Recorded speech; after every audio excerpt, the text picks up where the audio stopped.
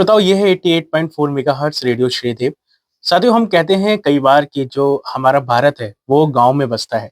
और जब हम शिक्षा की बात करते हैं तो हम सभी जानते हैं कि शिक्षा कितना हम लोगों के लिए ज़रूरी है। अब जब हम अपनी आधी आबादी की बात करें, जी हाँ, हम बालिकाओं की बात करें या महिलाओं की बात करें, तो जितना देश में सहयोग जितना पुरुषों का है उतना उनका भी है। और कहते हैं ना कि एक माँ जो होती है वो अपने बच्चे की पहली गुरु होती है। अगर हम वो भी बात ना करें, तो हम सभी को पता है, हमने कितने उदाहरण देखे हैं कि आज महिलाएँ हर क्षेत्र में हैं, लेकिन उन सब के लिए सबसे ज़रूरी है शिक्षा। तो आज हम इसी विषय पर बात करेंगे। हमारे साथ मौजूद हैं आज के स्टूडियो में कार्यक्रम में डॉक्टर किरण धवन जी, जो कि केंद्रीय विद्यालय में शिक्षिका रह चुकी हैं और काफ़ी समय तक उन्होंने समाज को शिक्षित करने का काम किया है। तो सबसे पहले तो बहुत-बहुत स्वागत करेंगे आपका मैम, आप कार्यक्रम में आए। नमस्कार। जी। मैं सबको सबसे पहले नमस्कार करना चाहूँगी। जी। तो सबसे पहले तो मैम आपसे यही जानना चाहेंगे कि शिक्षा है क्या? अगर आप इसको सही तरीके से बताएँ कि इसका अर्थ क्या है?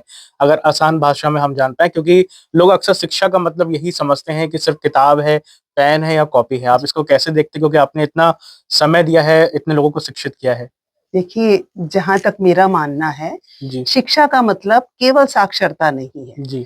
शिक्षा से मतलब है कि हम अपने ज्ञान और अनुभव के हुँ। द्वारा जी, अपने दृष्टिकोण को जो विकसित करते जी, हैं, उसमें परिवर्तन लेकर आते हैं, जी। अपने व्यवहार को, तो मेरे विचार से शिक्षा वही है, शिक्षा असल वही है। शिक्षा वही है। जी, ताकि समाज में कुछ परिवर्तन आए। जी, और ख़ास तौर से अगर हम, जैसा कि अभी हमने शुरुआत में बोला कि जो भारत है उसमें अधिकतर जो आबादी है वो गाँव में रहती है। हाँ जी। और अगर हम शिक्षा का देखें, तो अगर हम ओवरऑल भी देखें, तो जो शहरी क्षेत्र हैं उनसे कम हमें देखने को मिलता है ग्रामीण में। और जब हम ग्रामीण बालिकाओं की बात करते हैं शिक्षा के बारे में, तो उसमें आप क्या देखते हैं कि इतना कम क्यों है? क्या वजह है कि आज भी जो बालिकाएँ हैं, जो शिक्षित नहीं हो पा रही हैं वहाँ पे? देखिए, मेरा मानना ये है, जी। एक तो हालाँकि बहुत सारे प्रोग्राम्स चलाए गए हैं ग्रामीण हुँ। क्षेत्रों में भी जी, शिक्षा के लिए, लेकिन हमें मानना पड़ेगा कि आज भी जी, वो सही रूप में ग्रामीण जनता तक पहुँच नहीं पा रहे हैं। कारण भले ही जो भी जी, रहे हों, बहुत जी, सारे कारण हैं जी, उसके, लेकिन वो सही जगह पहुँच नहीं पा रहे हैं। जी, यही वजह है कि हमको वो रिज़ल्ट्स नहीं देखने को मिले, जो जी, निकल आने चाहिए थे अब जो तक। जी, जी, जी। हाँ। तो उसकी वजह मैम आप क्या समझते हैं? जैसे कि जो अगर देखें तो एक समाज, जैसे हम बोलते हैं कि समाज है उसमें जितनी स्वतंत्रता रहती है, अक्सर एक दबाव भी रहता है महिलाओं के ऊपर या बालिकाओं के ऊपर। हम देखें कि वो इंटर तक तो जहाँ तक है, आज भी हम ऐसे बहुत से क्षेत्र देख रहे हैं जहाँ इंटर तक तो वो भेज रहे हैं बालिकाओं को, लेकिन आगे की शिक्षा के लिए वो उन्हें नहीं भेज पाते हैं। क्या उनका वैवाहिक थोड़ा-सा दबाव रहता है कि ऐसा उन्हें लगता है कि जो बेटी है उसकी शादी करनी है, या फिर सुरक्षा का इसमें है? आप इसको किस तरीके से देखते हैं? देखिए, इस किसी भी समस्या के समाधान के लिए हमको उसके मूल में जाना पड़ता है। जी, वो नहीं जा पा रही है आज ग्रामीण बालिका शिक्षा, हायर एजुकेशन के लिए, जी, उच्च शिक्षा के लिए, जी, उसके पीछे कारण तो देखिए बहुत सारे हो सकते हैं। हुँ, पारिवारिक भी हो सकते हैं, जी, आर्थिक कारण भी हो सकते हैं कई जी, जगह पर कि उनकी जी, आर्थिक नहीं है, मतलब हैसियत ऐसी कि वो अब जा सकें। जी, कई जगह पर सामाजिक कारण भी हैं। जी, मतलब सामाजिक दबाव रहता है रिश्तेदारों का कि क्यों पढ़ाना है, बस अब लड़की है अपने घर जाए, शादी करे करे उसकी, और कई हुँ, बार सामाजिक सुरक्षा वाली बात भी आती है। तो हमें सब चीज़ों को नज़र में रखना पड़ेगा, जी, इतने दबाव रहते हैं जिसके कारण बालिका जी, आगे नहीं जा पाती है। जी। तो आप अगर जो आपको इस समय सुन रहे हैं, जो श्रोता भी हैं और जो दर्शक हमें देख रहे हैं इस समय, आप क्या उन्हें कुछ ऐसा बताना चाहेंगे कि अगर शिक्षा कितनी ज़रूरी है? क्या आप परिवर्तन देख पा रहे हैं हमारे समाज में, हमारे देश में? चाहे जितनी भी महिलाएँ हों, जिस क्षेत्र में हों। आज हम देश के प्रथम नागरिक की बात करें, तो वो भी एक महिला ही है जी, ना? बिल्कुल। हमारे जो राज्यपाल हैं, वो भी आनंदीबेन जी, वो भी अभी हमने सुनीता विलियम्स के बारे में इतना पढ़ रहे थे, वो भी अंतरिक्ष के क्षेत्र में हो। अब तो धरती नहीं, आसमान में भी महिलाएँ जा रही हैं।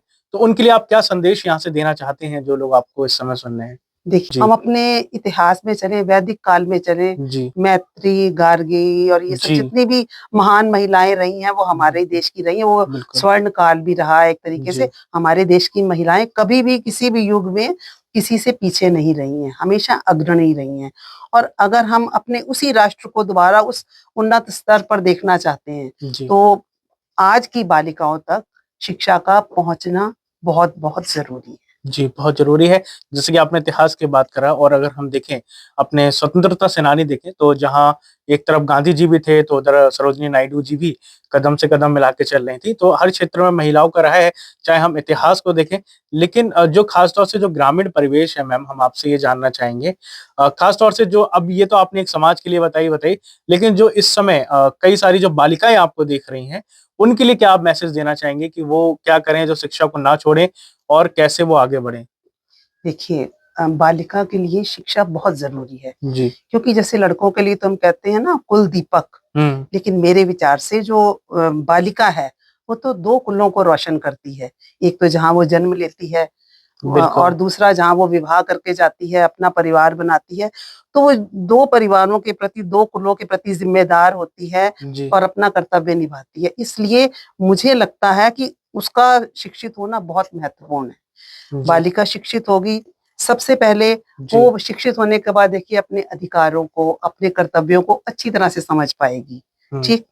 अ, बहुत सारी रूढ़ियाँ चलती हैं गाँव में, जब जी, शिक्षित हो जाएगी बालिका, तो जी। उन रूढ़ियों से भी हमको छुटकारा मिलेगा, खाली बातों से नहीं मिलेगा। बिल्कुल, हमको बिल्कुल। जब हम उसको बेस जी, को समझ जी, पाएँगे ना, जी, तभी हम उनको दूर करने की कोशिश भी करेंगे। जी। फिर जब बालिका शिक्षित होगी, हुँ, तो वो अपने और परिवार के स्वास्थ्य के प्रति सचेत रहेगी, बिल्कुल। स्वच्छता के प्रति सचेत रहेगी, हमको कितनी बीमारियों से हुँ, मुक्ति मिलेगी। जी, फिर आर्थिक विकास में वो सहयोग करेगी। जब जी। वो शिक्षित होगी, तो वो नौकरी करके, व्यवसाय करके, हुँ, कुछ भी अपना छोटा-सा गृह उद्योग करके भी परिवार की आर्थिक अवस्था को सुधारने में बहुत मदद कर सकती है।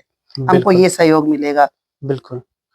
सामाजिक स्तर पर हमको उन्नति देखने को जी, मिलेगी, जब जी, वो कंधे से कंधा मिलाकर जी, चलेगी, जी। अपने अधिकारों को भी समझेगी और हुँ, अपनी ड्यूटीज़ को भी समझेगी। बिल्कुल। क्या सही और गलत है, वो किसी दबाव में कोई निर्णय नहीं लेगी, किसी प्रेशर में नहीं रहेगी। जी, तो इस तरीके से वो सामाजिक रूप से भी जी। तरक्की करेगी। बिल्कुल, आपने जैसा कि बताया, सामाजिक रूप से हो चाहे पारिवारिक रूप से हो, और हम कहते हैं किसी भी समाज की जो प्रथम इकाई होती है वो परिवार ही होता है हमारा। हाँ जी। और आपने बिल्कुल सही बताया, जब कोई एक बेटी पढ़ती है तो वो क्योंकि 2 घरों को आगे लेके जाती है, तो जब परिवार आगे बढ़ेगा तो हमारा समाज भी आगे बढ़ेगा ही। तो इस जैसा कि आपने डॉक्टर किरण जी आपने बताया हमें, बहुत अच्छे से सारी चीज़ों को बताया है। अच्छा, इसमें एक चीज़ और हम आपसे ज़िक्र करना चाहेंगे, और ये खास तौर से सभी श्रोताओं के लिए है, चाहे वो ग्रामीण है, चाहे शहरी हैं।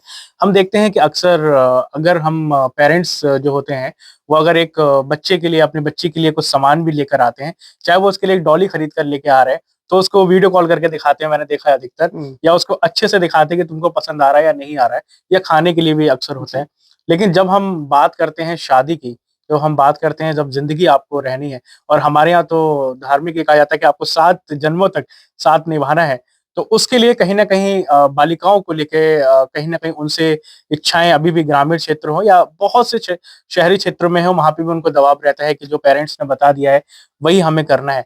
तो महिलाएँ अगर शिक्षित होंगी तो वो इस को किस तरीके से देख पाएँगी, कहीं वो कहीं गलत जगह पे ना फँस जाएँ, क्योंकि आगे उनको भी दिक्कत होगी, और हो सकता है वो जिस परिवार में जा रहे हैं, वहाँ पर भी चीज़ें फिर खराब हों। तो जी। इसके लिए क्या कहना चाहेंगे आप?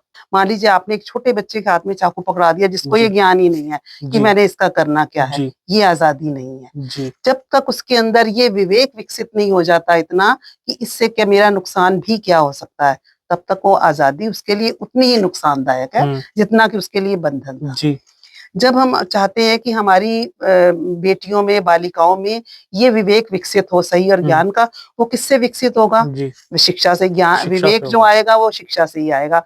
उनको पहले हमें उस दर्जे तक शिक्षित करना होगा कि उनके अंदर ये विवेक जागृत हो सके। वो विवेक जागृत होगा तभी वो जी, सही-गलत का निर्णय ले सकेंगी। विवाह के समय भी किसी दबाव में वो निर्णय नहीं लेंगी। बिल्कुल। सिर्फ विवाह तक बात नहीं खत्म होती। जी, विवाह के बाद भी देखिए जहाँ संतान का संबंध आता है, हुँ, उसमें उसकी मर्ज़ी की कोई मायने नहीं होते हैं। बिल्कुल। उसको स्पेशली मैं ग्रामीण बालिकाओं की बात कर जी, रही हूँ। जी, उसको इस मतलब संतान उत्पत्ति के लिए धकेल दिया जाता है एक के बाद एक, हुँ, बेटियाँ हैं तो बेटा हुँ, ज़रूर हो। तो ये सब इस सब को मैं गलत मानती हूँ। हुँ, जब वो शिक्षित होगी, वो समझ पाएगी, अपनी सीमाओं को, जी, आर्थिक सीमाओं को भी देख पाएगी कि मैं क्या कर सकती हूँ, हमारा परिवार कहाँ पर स्टैंड करता है, तो वो जी। उस निर्णय को भी सोच समझ कर ठीक से लेगी। जी, बिल्कुल, जैसा कि आपने कार्यक्रम की शुरुआत में ही बताया था कि शिक्षा सिर्फ़ हम ज़िक्र कर रहे थे कि सिर्फ़ किताबों तक ही सीमित नहीं है, ये आपको व्यावहारिक बनाती है, समाज में आपको तर्क देने के लिए आपको इस काबिल बनाती है कि आप समाज में रह पाते हैं और अगर आपके साथ कुछ गलत हो रहा है, अन्याय हो रहा है, तो उसके लिए भी आप आवाज़ उठा पाते हैं और ना सिर्फ़ आप क्योंकि अगर मैंने देखा है, आप भी ये चीज़ को समझ पा रहे होंगे डॉक्टर किरण जी, कि जब आप खुद शिक्षित होते हैं, तो आप भी समाज में यही चाहते हैं कि दूसरा भी शिक्षित हो, तो आप ना खुद आगे बढ़ते हैं बल्कि दूसरों को भी आगे दूसरों लेकर को भी। चलते हैं। तो बहुत अच्छी जानकारी आपने दी है और निश्चित ही जो हमें इस समय देख रहे हैं या सुन रहे हैं, उनको भी जानकारी बहुत अच्छी लगी होगी। चलते-चलते आप कुछ कहना चाहेंगे? जी, बिल्कुल मुझे नेपोलियन बोनापार्ट की कुछ पंक्तियाँ याद आ रही हैं। जी, उन्होंने कहा था, "तुम मुझे शिक्षित माताएँ दो, मैं तुम्हें उन्नत राष्ट्र दूँगा।" जी, तो आप इस देख लीजिए कि जो उन्नत राष्ट्र की जो जड़ें हैं, वो एक जी, शिक्षित माता में छुपी हैं, बिल्कुल, बालिका में छुपी हुई हैं। बिल्कुल। भई आप अच्छा फलदार, स्वस्थ पेड़ चाहते जी, हैं, तो आपके चाहने से तुरंत फलदार नहीं हो जाएगा। बिल्कुल। आपको उसकी परवरिश करनी पड़ेगी।